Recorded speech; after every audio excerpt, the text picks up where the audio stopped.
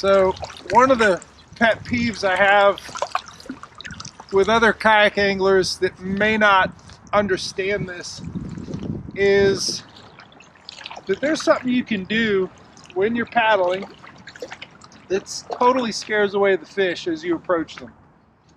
These platforms, you know, a fishing kayak is a great way to move into an area with stealth, but you give it all away, and I want you to listen when you paddle with haste and you do this. Did you hear that? That was a powerful paddle stroke that gave up half of its power in creating this vortices of air and water on the back side of the blade. If you have an effective catch, which there are 3 parts to every paddle stroke, the catch where you insert the blade in, the power phase, and then the recovery where you lift it cleanly out and return it to catch, power, recovery. Catch, power, recovery. If you do this properly, you're quiet. It's quiet. Noise carries so much better underwater than it does above water. So whatever noise that we hear from that, the fish hear so much quicker and so much louder. And they're freaked out and they don't eat. So as you move into an area, insert the blade cleanly and then come into the power phase. And just listen to yourself paddle. I will say the same thing applies to my friends who have motored up. Put the motor in. Listen to it. Listen to it. What do you hear? Not much. The fish do hear the motors. They do. Even the ultralight 1103, they hear it. It makes a noise. It's quiet, but it's not disturbing to them until it is abrupt and powerful. I don't know if you heard that initial takeoff. You know, if you're doing that near where you want to catch fish, you're not doing yourself any favors, nor me if I'm fishing with you. So listen to the noises you put out there. Have a good catch, power, and recovery with your paddle stroke. And as you're moving into a spot, and I see a spot that I want to fish, move in slow. Move in like a hunter would. Hunters don't go ripping and crunching and making a bunch of noise. Neither should fishermen. So the same concept applies to lowering the anchor. So on my anchor, I actually have the bomb anchor, and it's coated with Flex Seal paste.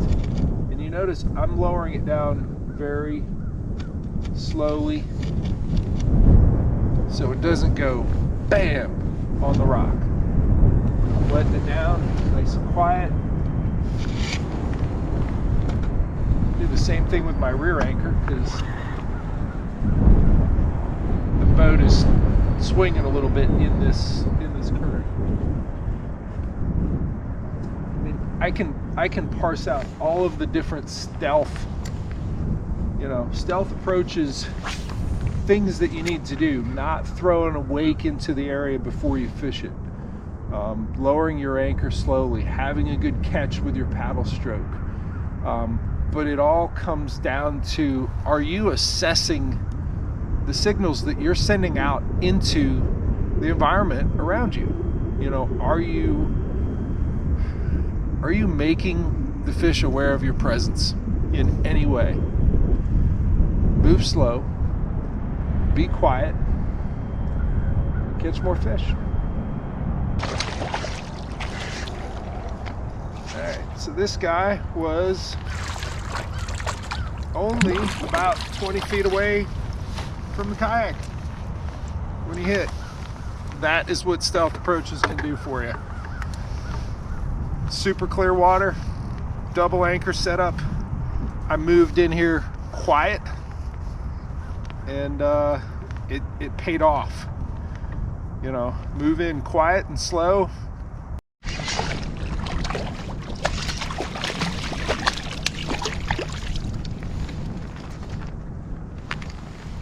Again, 20 feet away, right there. So as I pull anchor, and we're gonna check out another spot here, I will say there are some things that you can do gear-wise that help you with the stealth approaches. I know years ago, you know, the advent of silent traction system, or you know, C-deck, or any of those, you know, on a rotor molded boat, and this isn't inflatable. Applying that to your deck, your workspace, the sides, the places that have a higher likelihood of your pliers hitting or dropping, even the reel handle hitting the bottom of the boat and going boom and spreading out that kind of noise to your surroundings. You lessen it by applying those sorts of, you know, adhesive foams. One thing I really like about the inflatables is that there's no need for that. It's built in. When you come in on a rock and you want to wedge on a gravel bed, normally it goes bang and crunch, and you got to wait for the whole area to settle down first. In a rotor molded boat, you really don't need to do that in an inflatable because the forgiving nature, you know, acoustically of the hull.